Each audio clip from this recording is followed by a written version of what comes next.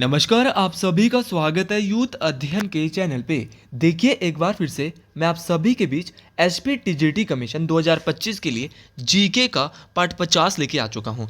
Part 50 का जो पहला क्वेश्चन है कि निम्नलिखित में से कौन सा दर्रा हिमाचल प्रदेश के कांगड़ा तथा चंबा जिलों को मिलाता है। देखिए कांगड़ा और चंबा जिलों को मिलाने वाला दर्रा यहाँ पर ऑप्शन में कौन सा है, तो ऑप्शन डी बिल्कुल सही हो जाएगा, बारू दर्रा।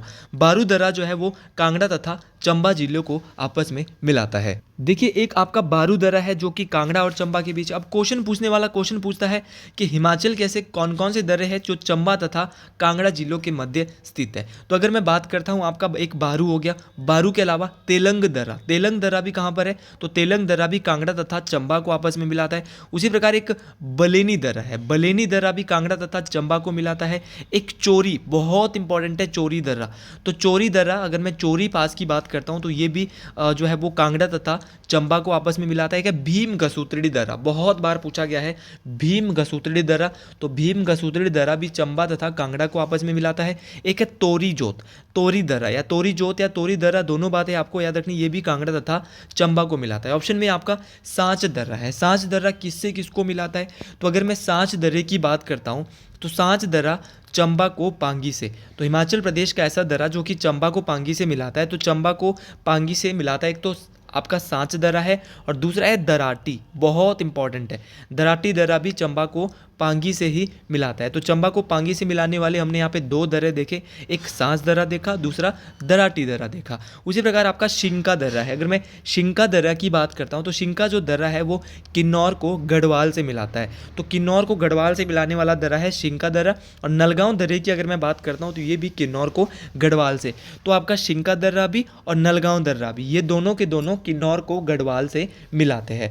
किन्नौर को गढ़वाल से जो मिलाने वाले जो दर्रे हैं, शिंका दर्रा है, नलगांव दर्रा है, लेकिन इसके अलावा और भी कुछ दर्रे हैं, जैसे कि आपका कमिलाग दर्रा है, एक कमिलाग, तो कमिलाग दर्रा भी क्या करता है, किन्नौर को किससे मिलाता है, गढ़वाल से। और एक है चरंग दर्रा, चरंग पास भी जो है वो किन्नौर को किससे मिलाता है, गढ़वाल से मिलाता है। और एक है बोरसा दर्रा, बोरसा दर्रा भी किससे किसको मिलाता है, तो किन्नौर को गढ़वाल से मिलाता है। अगर आप भी टीजीटी कमीशन, जेबीटी कमीशन किसी भी एग्जाम की प्रिपरेशन कर रहे हैं तो हमारे पास उसके लिए बैच अभी चल रहे हैं। हमारी जो फीस है वो मात्र और मात्र 499 रुपये है।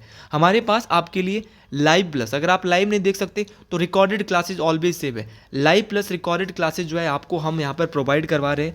अगर आप हमारे साथ जुड़ने चाहते हैं तो आप इस नंबर पे कांटेक्ट कर सकते हैं 7876145409। आपके लिए जो क्लासें लाइव रहेगी वही क्लासें आपको रिकॉर्डेड भी हम देने वाले हैं। तो ये मोस्ट इंपॉर्टेंट चीज़ें आप सभी के लिए रहने वाली है। तो ये हमने दरों से देखा। अगर मैं दरों की बात करता हूँ, बहुत सारे दरे हैं जो सीधे परीक्षाओं में पूछे जाते हैं, तो यहाँ पे हमने बहुत सारे दरे देखे, हमने चंबा को कांगड़ा से मिलाने वाले दरे देखे। तो इतना ही जानते हैं इस क्वेश्चन से। अब अगले क्वेश्चन की ओर देखते हैं। अगले क्वेश्चन की बात करता हूँ कि हिमाचल प्रदेश का कौन सा पशु पक्षियों के सुरक्षित विचरण का स्थान अपने जिले के साथ सही सुमेलित है। देखिए सही सुमेलित की बात कर रहा है तो सबसे पहले हम यहाँ पे सबसे नीचे देखते हैं नारगू। देखिए अगर नारगू की मैं बात करता हूँ तो नारगू कहाँ पर है, मंडी में है, तो नारगू या नागरू वाइल्ड लाइफ सेंचुरी कहाँ पर है, मंडी में, तो ये बिल्कुल गलत होगा। और इस प्रकार के क्वेश्चन कमीशन में पूछे जाएंगे, ये एचपीपीएससी का ही क्वेश्चन पेपर है।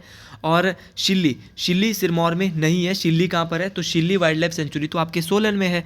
और आपका नागरू कहाँ पे, मंडी में है, और शिल्ली कहाँ पर है, आपके सोलन में है। ये भी आपको याद रखना है। तुंढा वाइल्ड लाइफ सेंचुरी, तुंढा भाई कुल्लू में नहीं है, तुंढा कहाँ पे है, चंबा में है, तो ये भी बिल्कुल गलत है। तो कौन सा सही है, तालरा। जी हाँ, तालरा की अगर मैं बात करता हूँ तो तालरा जो वाइल्ड लाइफ सेंचुरी है ये शिमला जिले में है। और इसी पैटर्न से आपसे क्वेश्चन पूछे जाएंगे। तो तालरा जो वाइल्ड लाइफ सेंचुरी है, तालरा जो वन्यजीव अभ्यारण्य है वो कहाँ पर है, शिमला जिले में स्थित है। शिमला में इसके अलावा और कौन सा है, तो शिमला में एक और है दरान घाटी, तो दरान घाटी वाइल्ड लाइफ सेंचुरी। तो कल के लिए अगर दरान घाटी भी मिलाने को ऐसे आ जाता है तो दरान घाटी भी कहाँ पर है, दरान घाटी 1 और दरान घाटी 2, ये दोनों के दोनों शिमला जिले में स्थित है। शिमला में ही एक शिमला जल ग्रहण जो वाइल्ड लाइफ सेंचुरी है ये भी कहाँ पर है, शिमला जिले में है। तो ये सारी की सारी वाइल्ड लाइफ आपको याद रखनी है। भाई नारगू जो है वो कहाँ पर है, मंडी में है। नारगू जो है आपके मंडी जिले में है, लेकिन आपसे क्वेश्चन पूछने वाला मंडी की और भी वाइल्ड लाइफ सेंचुरी पूछ सकता है, जैसे कि आपका बांदली वाइल्ड लाइफ सेंचुरी। बांदली कहाँ पे है, बांदली वाइल्ड लाइफ सेंचुरी या बांदली वन्यजीव अभ्यारण्य आपका मंडी जिले में है। शिकारी देवी, शिकारी देवी वाइल्ड लाइफ सेंचुरी कहाँ पे है? तो शिकारी देवी भी आपके कहाँ पर है? मंडी जिले में ही स्थित है। तो ये सारे के सारे क्वेश्चन मोस्ट इंपॉर्टेंट रहने वाले हैं। उसी प्रकार अगर मैं कुल्लू की बात करता हूँ तो कुल्लू ज़िले में भी बहुत सारी वाइल्ड लाइफ सेंचुरी, जैसे कि तुंडहा तो आपकी चंबा में है, लेकिन कुल्लू में कौन कौन सी वाइल्ड लाइफ सेंचुरी है? तो कुल्लू में आपका कायस वन्यजीव अभयारण्य है, आपका कन्वर वाइल्ड लाइफ सेंचुरी है, कोखन वाइल्ड लाइफ सेंचुरी है, मनाली वाइल्ड लाइफ सेंचुरी है, सेंज वाइल्ड लाइफ सेंचुरी है और आपकी तीर्थन वाइल्ड लाइफ सेंचुरी है। और अगर मैं चंबा की बात करता हूँ, क्योंकि तुंडहा यहाँ पर दिया था, तो कल के लिए चंबा की वन्यजीव अभयारण्य भी पूछे जा सकता है। तो कुल्लू के आपने बिल्कुल याद रख लिए। चंबा की बात करते हैं तो चंबा में जो वाइल्ड लाइफ सेंचुरी है वो बहुत सारी है। चंबा में आपका कुकती है, आपका तुंडहा भी चंबा में है, आपका सिचतवा नाला बहुत इंपॉर्टेंट है, सिचतवा नाला भी चंबा में है, गेमगुल सिहावे भी चंबा में है और कालाटफ वाइल्ड लाइफ सेंचुरी भी कहाँ पर है? चंबा जिले में स्थित है। तो चंबा की भी आपको सारी की सारी याद रखनी है, जो कि मोस्ट इंपॉर्टेंट है, परीक्षाओं में पूछी जा सकती है। अगले क्वेश्चन की बात करता हूँ। अगला क्वेश्चन देखो, इस प्रकार के क्वेश्चन कमीशन में जरूर रहने वाले हैं कि वित्तीय वर्ष 2022-23 में हिमाचल प्रदेश के बजट अनुमान में जीएसडीपी में प्रतिबद्ध राशि का सही प्रतिशत निम्नलिखित में से कौन सा है? और कमीशन का लेवल है और कमीशन का पेपर है। आजकल तो टेट परीक्षाओं में भी कभी कभार ऐसे क्वेश्चन टफ करने के लिए पूछ लिए जाते हैं। तो 2022-23 में जो हिमाचल प्रदेश के जो बजट अनुमान में जो जीएसडीपी है, जीएसडीपी की सबसे पहले तो फुल फॉर्म पता होनी चाहिए क्या है। तो इसको सकल राज्य घरेलू उत्पाद या ग्रॉस स्टेट डोमेस्टिक प्रोडक्ट, क्या बोलेंगे? Gross state domestic product GSDP को कहेंगे, या सकल राज्य घरेलू उत्पाद भी इसको हम कह सकते हैं। अगर मैं इसकी बात करता हूँ तो ये किसी राज्य की जो जीएसडीपी क्या करता है, जो किसी राज्य की जो आर्थिक स्थिति है उसको मापने का एक तरीका है ये जीएसडीपी। तो आर्थिक स्थिति अगर हिमाचल की नापनी है तो उसको मापने का जो एक सही तरीका है वो जीएसडीपी है। इस बात को आपने याद रखना। पूरा नाम मैं बता चुका हूँ, ग्रॉस स्टेट डोमेस्टिक प्रोडक्ट। लेकिन आपको याद रखना है कि जो हिमाचल प्रदेश का 2022-23 में जो बजट आया था उसके अनुसार जो जीएसडीपी का जो राशि का जो सही प्रतिशत था वो था 14.36। तो याद रखना है, ऑप्शन सी यहाँ से बिल्कुल सही हो जाएगा। तो जीएसडीपी के बारे में भी आपको पता चल गया, किसी राज्य की आर्थिक स्थिति को ये नापता है, नाम भी पता चल गया, सकल राज्य घरेलू उत्पाद। तो ज़्यादा इस क्वेश्चन के बारे में हम पढ़ने वाले नहीं है। अगला क्वेश्चन फिर से वैसा ही क्वेश्चन, बहुत कठिन क्वेश्चन है कि वर्ष 2001 से 11 तक हिमाचल प्रदेश में जनसंख्या की दशकीय वृद्धि दर निम्नलिखित में से पहचान कीजिए। मैं आपको पहले भी अपने टेट वाली वीडियो या कमीशन वाली वीडियो में बता चुका हूं कि 2001 से 2011 के बीच जो हिमाचल प्रदेश की जो दशकीय वृद्धि दर है वो कितनी है। तो अगर दशकीय वृद्धि दर की मैं बात करता हूं कि कितनी वृद्धि हुई थी, तो भैया आपको याद रखनी है ये जो वृद्धि हुई थी वो हुई थी 12.9। 12.9 नहीं है ये, अगर एग्जैक्ट बताऊं तो 12.94 है। तो 12.94% जो है वो दशकीय वृद्धि दर थी हिमाचल प्रदेश की। अगर ये तो पूछी है 2001 से 2011, लेकिन अगर 1991 से 2001 पूछी गई तो क्या करेंगे? वहाँ पर तो बहुत मुश्किल हो सकती है, और एग्जामिनर कमीशन के पेपर में अक्सर ऐसे ही क्वेश्चन डालेगा। और मैं आपको पहले ही बता रहा हूँ, तभी बोल रहा हूँ कि आप हमारे बैचेस के साथ जुड़ जाइए, क्योंकि वहाँ पर हर एक चीज़ बताई जा रही है। मेरी वीडियो भी आपकी बहुत हेल्प करने वाली है, आप इन वीडियोज़ को डेली देखते रहिए। 1991 से 2001 के बीच अगर मैं बात करता हूँ तो दशकीय वृद्धि दर थी 17.54%। कितनी थी? 17.54% थी। अब सबसे पहले आज़ादी के बाद 1951 में हिमाचल प्रदेश की जो दशकीय वृद्धि दर थी वो कितनी थी? तो 1951 की से 61 तक हिमाचल प्रदेश की जो दशकीय वृद्धि दर थी वो थी 5.42। तो याद रखना है 5.42 1951 से 1961 के बीच की मैं बात कर रहा हूँ। अगर 1961 के बाद बात की जाए 1961 से 1971 तक, तो ये हिमाचल प्रदेश की उस समय दशकीय वृद्धि दर बहुत बढ़ जाती है, क्योंकि विशाल हिमाचल का निर्माण होता है, 17.87% बढ़ जाती है। तो दो मैंने शुरू की बताई और दो मैंने लास्ट वाली, मतलब 2011 से 2021 और 2001 से 2011 और 1991 से 2001 और 1951 के बाद भी मैंने आपको बताई। तो ये दोनों ही आपको याद रखनी है, मोस्ट इंपॉर्टेंट बात है, परीक्षाओं में काम आने वाली बात है। और ऐसे क्वेश्चन जो कि अक्सर परीक्षाओं में पूछे जाते हैं वही क्वेश्चन मैं आपको यहाँ पर करवाता हूँ, क्योंकि मेरा एक मोटिव यहाँ पे रहता है इन वीडियो को करवाने का कि अगर मैं इन वीडियो को करा रहा हूँ तो जड़ से आपको क्वेश्चन मैं बता सकूँ, आप एक एक क्वेश्चन के साथ 4-4 5-5 क्वेश्चन जो है वो कवर कर सको। और अगर आपको ये वीडियो पसंद आ रही है तो इस वीडियो को आप ज़्यादा से ज़्यादा लोगों तक शेयर करेंगे, ये मेरा यहाँ पर मानना है। अगला क्वेश्चन है कि निम्नलिखित में से हिमाचल प्रदेश में कौन सा स्थान अपने ज़िले के साथ सही सुमेलित नहीं है। तो कौन सा स्थान जो है अपने ज़िले के साथ सही, इस क्वेश्चन को तो आपने बहुत आसान से आप पकड़ लेंगे। देखो आपको नाको नीचे दिख रहा होगा। देखो भाई, नाको की अगर मैं बात करता हूँ तो नाको एक झील भी है और कहाँ पर है, किन्नौर में। तो अक्सर ये लाहौल स्पीति में नहीं होगा, तो बच्चों ने पहले ही इसमें पकड़ लिया था और पूछा भी यही था कि सही सुमेलित कौन सा नहीं है। तो नाको लाहौल स्पीति में नहीं है, नाको कहाँ पर है, किन्नौर में है। तो ऑप्शन डी यहाँ से बिल्कुल सही हो जाएगा, क्योंकि नाको लाहौल स्पीति में नहीं है, कहाँ पर है, किन्नौर में। तो सही तो ये वाला ऑप्शन नहीं होगा। तो नाको एक झील है, याद रखना है। नाको जो है वो स्केटिंग के लिए प्रसिद्ध है। हिमाचल की ऐसी झील जो कि स्केटिंग के लिए प्रसिद्ध है तो वो नाको झील है, किन्नौर जिले में पड़ती है ये झील। किन्नौर में आपकी दो झीलें हैं, एक नाको झील है, दूसरी कौन सी है, सोरंग। तो याद रखना, नाको और सोरंग झील हिमाचल प्रदेश के किस जिले में, तो नाको और सोरंग झील जो है वो किन्नौर जिले में स्थित है। उसी प्रकार अगर मैं बात करता हूँ चौंतड़ा, चौंतड़ा आपका कहाँ पर है, तो चौंतड़ा जो है ये घाटी है, ये मंडी में स्थित है, मोस्ट इंपॉर्टेंट है। बजौरा, बजौरा आपके कहाँ पर है, बजौरा भी ये भी बिल्कुल सही है, कुल्लू में है। और आपकी धुमती, धुमती ये जो है वो धुमती भी कहाँ पर है, किन्नौर में है। तो ये तीनों तो सही थे, धुमती किन्नौर में है, बजौरा कुल्लू में है, चौथड़ा आपका जो है वो कहाँ पर है, मंडी में है। लेकिन आपका नाको जो है वो लाहौल स्पीति में नहीं है, तो ऑप्शन डी बिल्कुल सही हो जाएगा। अगर कुछ मैं घाटियों की बात करता हूँ, जैसे कि मंडी में यहाँ पर चौंतड़ा घाटी है, चौंतड़ा घाटी मंडी में है। लेकिन चौंतड़ा घाटी के अलावा चोहार घाटी, अगर मैं चोहार घाटी की बात करता हूँ तो चोहार घाटी भी आपके कहाँ पर है, मंडी ज़िले में है। तो चोहार घाटी आपके मंडी ज़िले में है। इसके अलावा आपकी इमला बिमला, आपकी इमला बिमला, तो इमला बिमला घाटी कहाँ पर है, तो इमला बिमला घाटी भी कहाँ पर है, आपकी मंडी में है। इमला बिमला घाटी हो गई, चौंतरा घाटी हो गया, आपका चोहार घाटी हो गया, ये भी कहाँ पर है, मंडी में है। और तो ये सारी की सारी घाटी आपको याद रखनी। मंडी में एक और घाटी है वलय, वलय घाटी की बात करें तो ये हिमाचल प्रदेश की सबसे अधिक फर्टाइल वैली है, सबसे अधिक उपजाऊ घाटी है, तो इस बात को भी आपने याद रखना है। उसी प्रकार अगर यहाँ पे किन्नौर की मैं बात करूँ तो किन्नौर में भी कुछ घाटियाँ हैं, जैसे कि आपका किन्नौर में है एक बसपा घाटी। और बसपा घाटी की अगर बसपा वैली की बात करें, इसको सांगला घाटी के नाम से भी जाना जाता है, सांगला घाटी। तो हिमाचल की ऐसी घाटी जो कि सांगला घाटी के नाम से भी जानी जाती है, तो बसपा वैली है। और बसपा वैली की बात करता हूँ तो इस पर एक गाँव है चितकुल। तो ये क्वेश्चन आया था एक बार परीक्षा में कि चितकुल गांव किन्नौर का किस घाटी में पड़ता है, तो सांगला या बसपा घाटी में स्थित है। मोस्ट इंपॉर्टेंट है। किन्नौर में अंगूरों की घाटी रिब्बा भी है।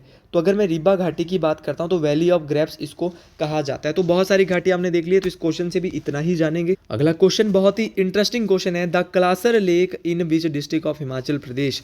तो हिमाचल प्रदेश के किस जिले में कलासर झील है। तो इसके लिए मेरे को एक ट्रिक मेरे ही दोस्त ने मेरे को दिया, जिसका नाम है कि सूरत के काल में कुंती कुमार रिब्बा गया, क्या बोला, सॉरी, सुख के काल में। ये ट्रिक मैं खुद भी आज ही मेरे को याद आई है, तो ये ट्रिक बहुत अच्छी है कि सुख के काल में, याद रखना है, कुंती कुमार, लिखवा लेता हूँ कुंती कुमार। अगर आपको भी पसंद आए तो आप इसको लिख लेना, क्योंकि मेरे पास जो भी कंटेंट आता है आपके लिए मैं आपके बीच लाता हूँ।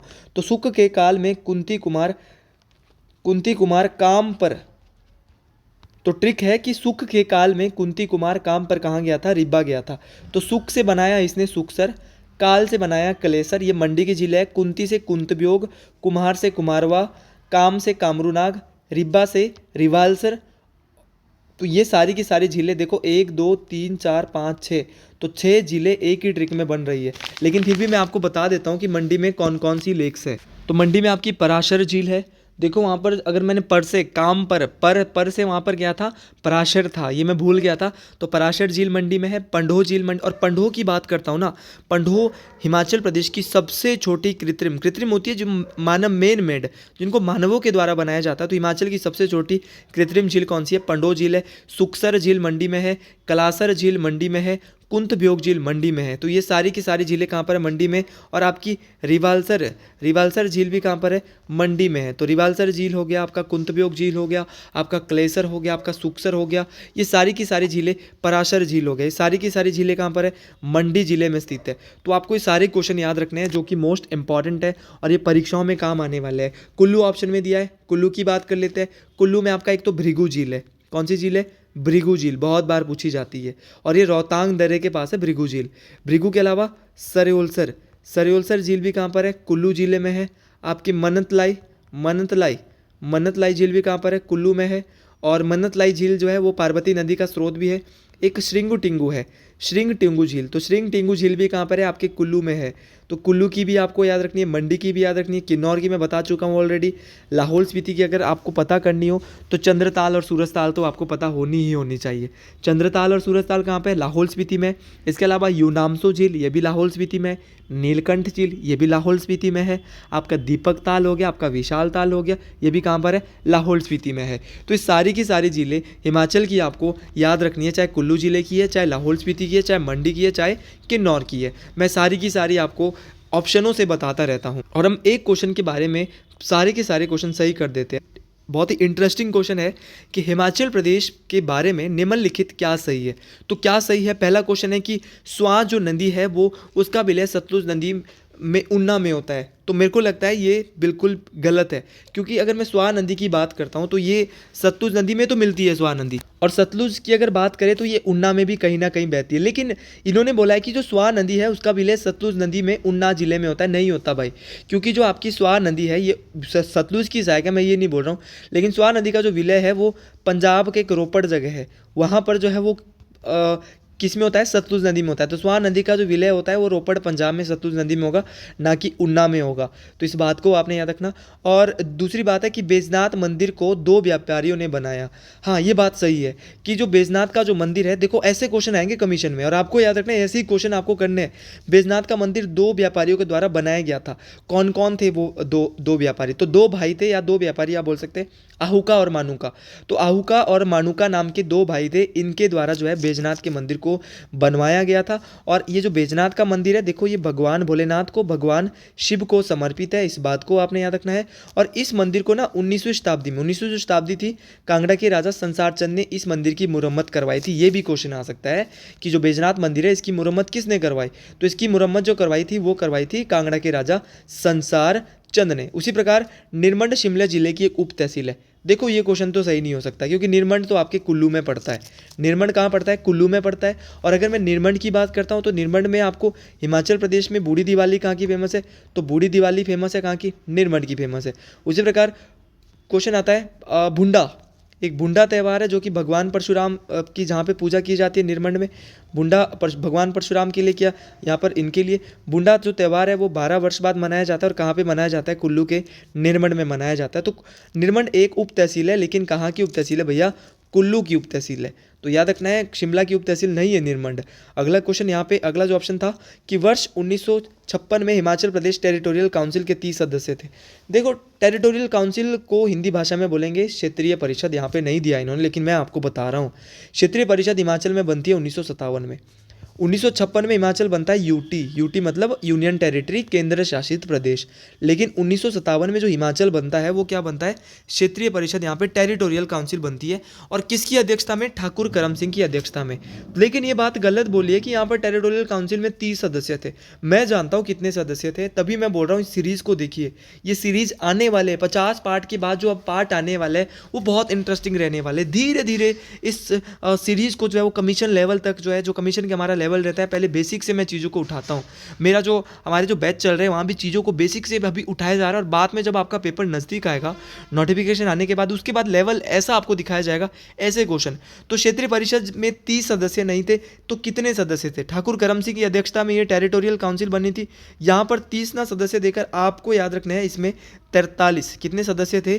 तो याद रखना, जो 1957 में क्षेत्रीय परिषद बनी थी इसमें 43 सदस्य थे। और जब हिमाचल को यूटी बनाया था 1956 में, तब हिमाचल प्रदेश के जो लेफ्टिनेंट गवर्नर बने थे वो बने थे राजा बजरंग बहादुर। तो क्वेश्चन पूछा जा सकता है कि 1956 में जब हिमाचल केंद्र शासित प्रदेश बना था तो लेफ्टिनेंट गवर्नर कौन थे? राजा बजरंग बहादुर जी थे। अगला क्वेश्चन बहुत ही इंटरेस्टिंग क्वेश्चन कि वित्तीय वर्ष 2020-21 में राष्ट्रीय जनसंख्या में हिमाचल प्रदेश की प्रतिशत की पहचान कीजिए। तो देखिए, जो हिमाचल प्रदेश की जो पॉपुलेशन है, नेशनल पॉपुलेशन में जो फाइनेंशियल ईयर 2020-21 में वो थी 0.57%। तो आपको याद रखना है, हिमाचल प्रदेश की जो जनसंख्या थी वो कितनी थी? 0.57% थी। इस बात को आप याद रखें, बहुत ही अच्छे तरीके से याद रखें। देखिए, ये तो हिमाचल प्रदेश की और देश की जनसंख्या में हिमाचल की जो जनसंख्या है वो 0.57 2011 के अनुसार निवास भी करती है। और देखिए, जब यहाँ पर 2011 की सेंसस हुई थी, पॉपुलेशन हुई थी, तो अगर मैं उस समय की बात करता हूँ तो उस समय जो सबसे ज़्यादा जो जनसंख्या बढ़ी थी वो जनसंख्या जो परसेंटेज में बढ़ी थी वो किसकी बढ़ी थी, उन्ना की। उन्ना की जो है 16.30% जनसंख्या जो है वो बढ़ी थी एक दशक में, याद रखना है।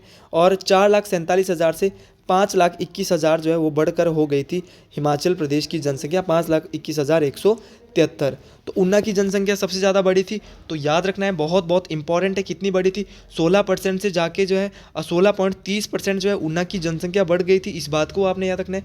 तो सबसे ज़्यादा जो दशकीय वृद्धि दर हुई थी, दशकीय वृद्धि दर होता है 10 साल में कितनी जनसंख्या बढ़ी, तो वो उन्ना की बढ़ी थी 16.30%। तो ये भी पूछा जाता है कि हिमाचल में जो दशकीय वृद्धि दर 2001 से 2011 तक है वो कौन सा जिला सर्वोच्च रहा था, तो वो उन्ना जिला रहा था 16.30% के साथ। तो ये भी मोस्ट इंपॉर्टेंट बात है। अगला क्वेश्चन है कि दक्षिण भारत का सर्वोच्च शिखर कौन सा है। देखो बेसिक क्वेश्चन है, और बेसिक क्वेश्चन अगर आ जाता है ना तो मुश्किलें खड़ी कर देता है। तो दक्षिण भारत का सर्वोच्च शिखर है अनाईमुड़ी। अनाईमुड़ी जो है दक्षिण भारत की सबसे ऊंची चोटी है, और ये कहाँ पर स्थित है। तो अगर मैं अनाईमुड़ी की बात करता हूँ तो अनाईमुड़ी जो है वो केरल राज्य में है। और कोई भी पर्वत चोटी किसी पर्वत श्रृंखला में होती है। पर्वत श्रृंखला होती है जो कि बहुत सारे पर्वतों की श्रृंखला होती है, और उसमें सबसे ऊंची चोटी होती है। जैसे एक अन्नामलाई पर्वत श्रृंखला पड़ती है, और अन्नामलाई जो पर्वत श्रृंखला है वो कहाँ पर है, तो ये अन्नामलाई जो पर्वत श्रृंखला है वो आपके केरल में है। केरल, तमिलनाडु, इन्हीं राज्यों में, और यहीं पर एक चोटी है अनाईमुड़ी। अनाईमुड़ी अन्नामलाई पर्वत श्रृंखला की सबसे ऊंची चोटी है। अनाईमुड़ी की हाइट पूछी जाएगी, तो हाइट है इसकी 2695 मीटर। लेकिन हमेशा मीटर में याद करके जाओगे तो अगले बार वो फिट में भी दे सकता है। तो फिट में है 8,842 फीट। तो मैं जानता हूँ कि क्वेश्चन किस प्रकार बन सकते हैं। डोडा बेटा दक्षिण भारत की दूसरी सबसे ऊंची चोटी। याद रखना, साउथ इंडिया की दूसरी सबसे ऊंची चोटी कहाँ पर है, नीलगिरी पर्वत श्रृंखला में। नीलगिरी पर्वत श्रृंखला में है। तो ये भी आपको याद रखना है, ये भी मोस्ट इंपॉर्टेंट बात है कि डोडा बेटा क्या है, नीलगिरी पर्वत श्रृंखला की दूसरी सबसे ऊंची चोटी है। ये भी मोस्ट इंपॉर्टेंट है। डोडा बेटा की हाइट की बात करते हैं 2637 मीटर या 2,637 मीटर है। अगर कल के लिए फिट में पूछेगा तो बोलेंगे 8,652 फीट है। तो बातें ना सारी याद रख लेना। अगर सारी बातें याद रखोगे तो बात बनेगी, नहीं रखोगे तो बिल्कुल भी नहीं बनेगी। अगला क्वेश्चन कि भारतीय संविधान के अंतर्गत न्यायिक पुनर्विलोकन की शक्ति किसे प्राप्त है। तो अगर मैं बात करता हूँ जो judicial review under Indian constitution के तहत जो है वो किसके पास है, तो है आपके उच्च न्यायालय और उच्चतम न्यायालय दोनों के पास है। High court and supreme court दोनों के पास है। और देखो ऑप्शन में उच्च न्यायालय भी था, हाई कोर्ट भी था, लेकिन ऑप्शन डी क्या बोल रहा था, दोनों के पास है। तो जो न्याय पुनर्विलोकन की जो शक्ति है वो हाई कोर्ट के पास भी होती है और सुप्रीम कोर्ट के पास भी होती है। क्वेश्चन यहाँ से बेसिक पूछा जाता है कि जो हाई कोर्ट के जज का टेन्योर कार्यकाल कितना होता है, 62 साल होता है। उसी प्रकार उच्चतम न्यायालय के जो जज का कार्यकाल होता है वो 65 साल होता है। अब हिमाचल का जो हाई कोर्ट है वहाँ के जज कौन है, तो एचपी के जो हाई कोर्ट है उसके जो मुख्य न्यायाधीश है ये पूछे जाएंगे अभी टेट परीक्षाओं में, कमीशन की परीक्षाओं में, किसी भी परीक्षा में आते हैं। इनका नाम है गुरमीत सिंह संधावालिया। तो गुरमीत सिंह संधावालिया क्या है, हिमाचल प्रदेश हाई कोर्ट के मुख्य न्यायाधीश है। और सुप्रीम कोर्ट के जो मुख्य न्यायाधीश है वो है न्यायमूर्ति संजीव खन्ना। ये दोनों के दोनों अभी अपॉइंट हुए हैं। तो संजीव खन्ना का नाम भी याद रखना है और आपके गुरमीत सिंह संधावालिया का नाम भी याद रखना है। तो अगर आपको ये वीडियो पसंद आई है तो कमेंट बॉक्स में ज़रूर लिखेंगे हर हर महादेव। मिलते हैं अगली वीडियो में बहुत जल्द। हर हर महादेव, जय माँ भंग्याणी।